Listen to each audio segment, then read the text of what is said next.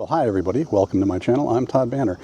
Today I'm visiting the Openlands Lakeshore Preserve, which is along the Lake Michigan shoreline north of Chicago near Highwood, Illinois. And this is a preserve that used to be part of Fort Sheridan, which was one of the bases that they closed at the end of the Cold War. Did it really end? I don't know. Anyhow, there's an interesting thing that happened because of its history, and that is something that we will see as we hike into the preserve. So a few years ago, somebody hiking in this preserve found 3 pieces of unexploded munitions, and that's because of the history of this area. As part of Fort Sheridan, it was used for military training.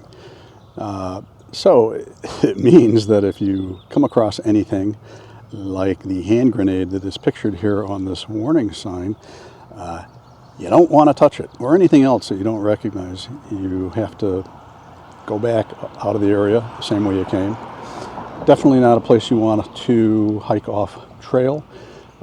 Even a hand grenade that has its pin in it, if you accidentally step on it, these things get, I think, more unstable with age. And if you knock the pin out or something, or the pin's corroded, it could end up being a bad day.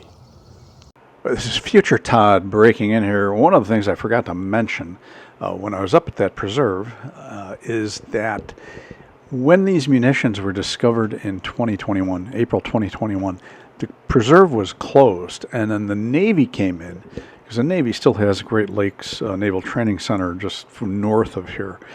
And essentially went through and checked the preserve trying to find these unexploded munitions.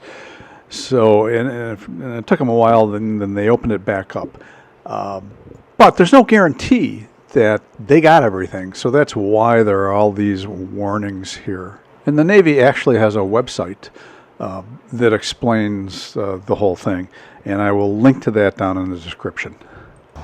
Unexploded munitions are not the only thing at this preserve. Probably the only one you need to worry about if you have a small dog are the coyotes, but you got to keep your dog on leash here. So you also shouldn't go off trail, because this is fragile habitat. And there are actually 2 ways to get to Lake Michigan at this preserve. Either walk through the prairie up here, or over here you see a bridge, and there's actually a stairway down to a ravine that leads to the lake that you can use.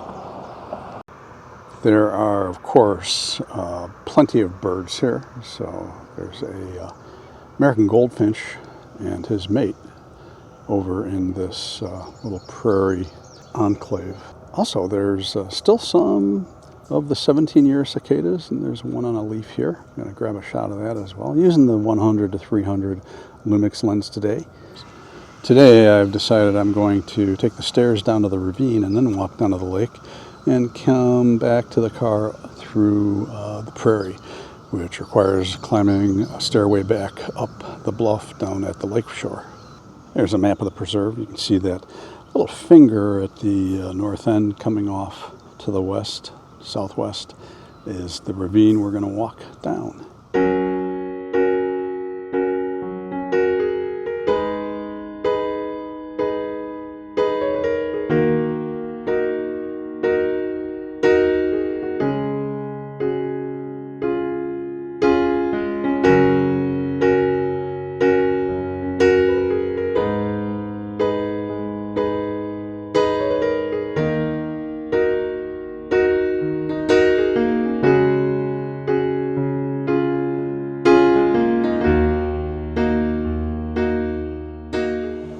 And here's another warning not to go off of this road.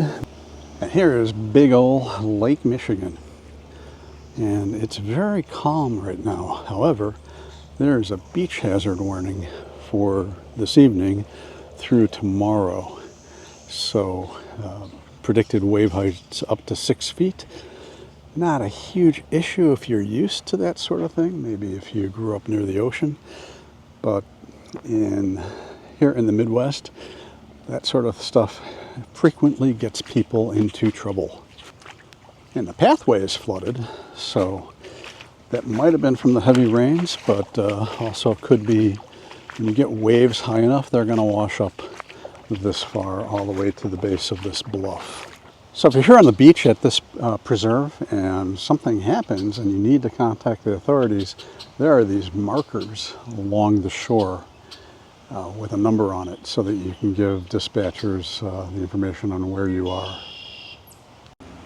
Here is this kind of big concrete structure here. I don't know what this is. It's been here for as long as I've been coming here. Probably dates back to the days of Fort Sheridan. Don't know if it's a bunker. It's got a door on it over here. Maybe some sort of storage facility. Who knows? It's not very hot right now. It's somewhere around 80 degrees Fahrenheit. So that's getting close to 30 degrees Celsius, but it's extremely humid. And one of the reasons that lakeshore warning or beach hazard warning is in effect is because there's a front coming through and the winds are going to switch around to the northeast and it's going to drop the humidity quite a bit. So when you walk past that concrete thing, the path runs along the beach. You go through this little stand of staghorn sumac, kind of a cool plant. If you check that thing out, that's the flower. Staghorn sumac, it's in the cashew family, just like poison ivy, but it's not poison. There is poison sumac, which if you touch it, you may regret that, but this is perfectly fine to touch. I think the last time I visited Openlands Lakeshore Preserve was before the pandemic. And at that time, this is maybe a year or two before pandemic, and at that time, Lake Michigan, the water levels in Lake Michigan were really, really high. And what that meant was there was really no beach here. You still could walk along the trail on the inland side of this. This is sort of manufactured seawall with just blocks put to protect the bluff. But yeah, there was really no beach to speak of.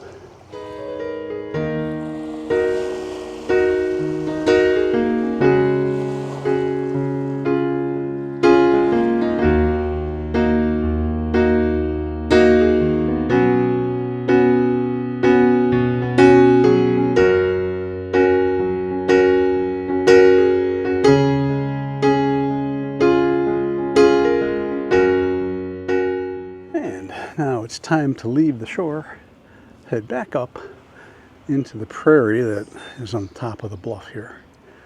And a lot of wildflowers on that prairie.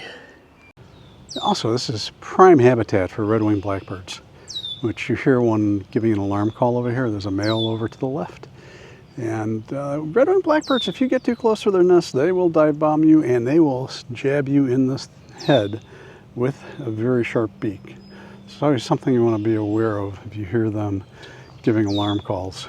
And now, evidently I've gotten really close to his nest because he just thought about doing a dive bomb on me, and then he saw me looking at him and decided not a good idea.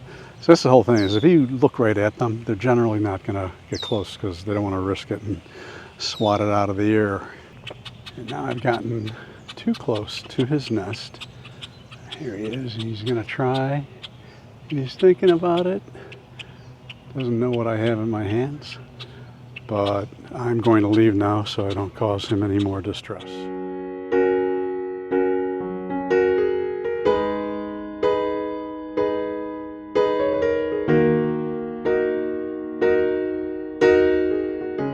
It's getting to be a rather threatening sky. I felt a few raindrops. It is supposed to rain later in the day today. So I am heading for the car and heading for home. Evidently I have wandered into another red-winged blackbird's territory because this guy over here and this sapling over to the left, he just tried to nail me. There's a really cool wildflower, just amazingly intense orange flowers. This is butterfly weed. It's actually a milkweed. Monarch butterflies will lay their eggs on these because that's what milkweeds are, what monarch caterpillars feed on. If you're looking for a nice quiet place to spend an hour or two north of Chicago, near the town of Highwood.